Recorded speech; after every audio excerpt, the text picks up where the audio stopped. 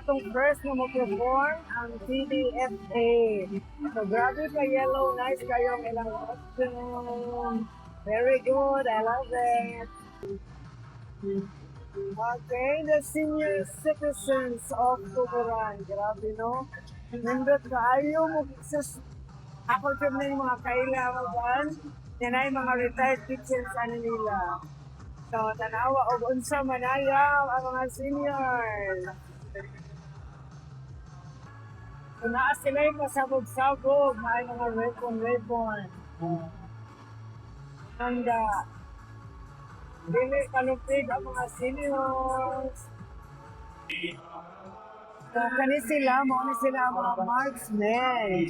So, of course, since marksmen, puro sila mga lalaki. Yan din ha, ang atong former mayor, si Mayor Aljon Chamante. Niya mo po na ang ilang introduction. Watch out sa ilang sayaw after Ana. Mga na sila ang intro boys. So, grabe. Ang maskulados yun tayo na performance. Oh. Bali sa sinong kanina ang mga seniors sa Kalupig, ang intro boys, nila sa Kalupig. Okay, mauna sila ang ACT. So, na akong friend nga si Ate Nancy, grabe din sayaw-sayaw. O, diba? Mauna sila ang wellness fanatic.